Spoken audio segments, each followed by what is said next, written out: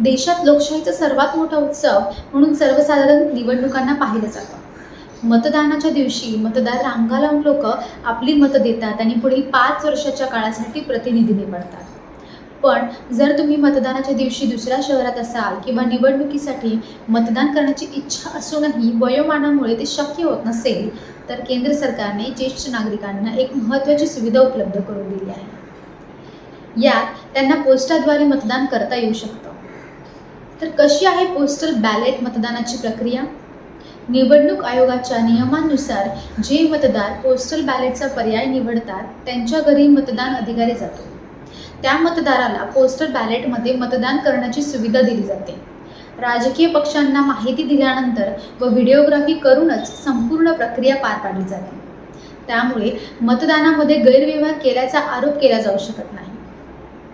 2024 साली निवडणूक आयोगाने जाहीर केलेल्या यादीनुसार महाराष्ट्रात लोकसभा निवडणुकीसाठी कोणाला मिळणार आहे, तर मेट्रो कर्मचारी, वीज विभागात काम करणारे कर्मचारी, BSNL, MTNL आणि पोस्टात काम करणारे कर्मचारी, Doordarshan, all India radio, press information bureau, माहिती आणि जनसंपर्क विभागातले कर्मचारी, अत्यावश्यक सेवेतील कर्मचारी, पोलीस, वाहतूक विभागातले पोलीस, तुरुंगात काम करणारे अधिकारी अशा साधारण 30 ते 32 सरकारी विभागामध्ये काम करणारे, तसेच निवडणूक आयोगाकडे नोंदणीकृत पत्रकारांना जर निवडणुकीची ड्युटी करण्यामुळे मतदान करता येत नसेल, तर असे पत्रकार पोस्टाद्वारे मतदान करू शकतात.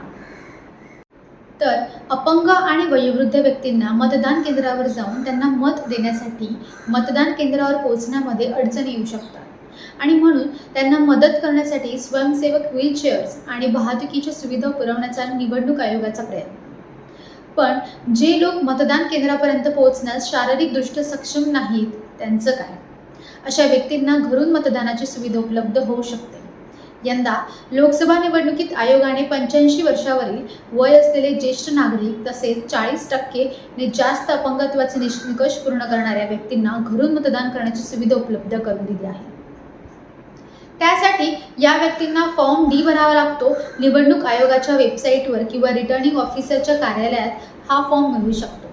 तो भरून तुम्हाला इतर दस्तावेजांसोबत तो रिटर्निंग ऑफिसरकडे नेऊन द्यावा लागतो आणि त्यानंतर मतदानाच्या दिवसापूर्वी निर्धारित वेळी मतदान केंद्राचे अधिकारी या व्यक्तींच्या घरी जातील आणि पोस्टल बॅलेट भरून घेतील. यात पारदर्शकता राहावी यासाठी ही प्रक्रिया व्हिडिओवर रेकॉर्ड केली जाईल आणि त्या मतदारसंघातल्या पक्षाच्या प्रतिनिधींना सुद्धा त्याविषयीची माहिती दिली जाईल.